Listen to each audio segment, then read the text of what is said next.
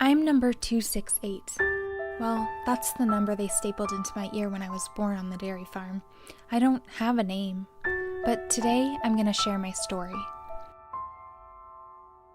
I've heard that most people have been taught that we are these magical milk machines that live on rolling green hillsides, producing an endless supply of milk for people to enjoy. Well, that couldn't be farther from the truth. I want to share with you what my life is really like, and what it takes to get my milk into your glass. Okay, let me rewind to the beginning. When I was born, I had only a few hours with my mom before a man came and dragged me away from her. She let out anguished bellows from behind the metal bars that kept her from coming after me, watching in distress as they violently yanked my newborn body away. This is the first thing I experienced in life. Apparently they do this because I'm not allowed to continue drinking my mother's milk, and instead they package it up and they sell it to you. I was dumped into a tiny, isolated pen. Since I'm not allowed to drink my own mother's milk, they fed me a milk replacement formula, but they only came to feed me twice a day. For the first few months of my life, I was hungry and desperate to suckle most of the time. I didn't have room to walk, run, or play, to make friends. I was denied virtually everything that was natural. I was standing in my own waste, and I lived like this for 6 months until I reached puberty. As soon as I became fertile, life got much worse. Just like humans and other mammals, we only produce milk for our young, so we must become pregnant before we begin lactating. But while this may sound like a natural phenomenon, there's nothing natural about what happens in today's dairy farms. I was put into what they call a rape rack and was forcibly impregnated by a human using artificial insemination.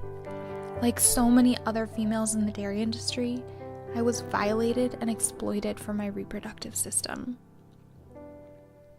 I was pregnant for 9 long months, and just like most mothers, when my baby finally came, I was overwhelmed with joy, love, and protectiveness. I cleaned him, nourished him with my milk, and we bonded immediately. His small body was snuggling against mine to keep warm in the night. He was perfect. But just as I was torn from my own mother not even a day after my birth, so was my son torn from me. Of all the pain I had endured, this was the worst. I cried out, desperate to have my baby back in my protective care, but it was no use. I knew what would happen to him.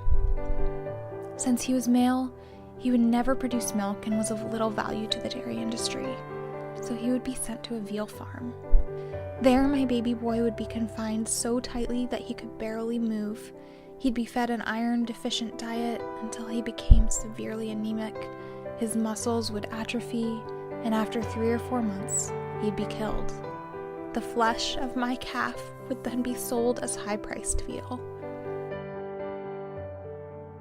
As soon as my baby was taken away, I was hooked up to a mechanical milk machine that pumped the milk from my body, the milk that I made for my calf. I was milked twice a day for an entire year until I had little left to give. By that point, my udder was swollen and infected with something called mastitis. Lots of the cows around me had it, and it was incredibly painful.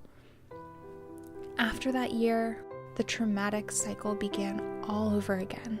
I was again forcibly impregnated, and again suffered the heartbreak of losing another child, and again had to endure months of mechanical milking. This cycle continued every single year of my life until now. I'm just 7 years old, still an adolescent considering I can live to be 25 or 30 years. But I'm tired, I'm weak. My milk production levels are falling, and according to the men, I'm all used up and no longer profitable to the farm. This morning, the men loaded me onto a truck with dozens of other cows, and that brings me to now. We're bumping along the road, and I know where I'm headed. When cows are taken away, they never come back. I've heard the men joking about how we'll be sent to slaughter and our bodies will be butchered for meat, most likely for hamburgers. I just want to leave you with one plea. Please, leave our milk for our babies, and stop supporting industries that exploit us from profit. If sharing my story can spare even one cow from this life of misery, maybe this won't have all been for nothing.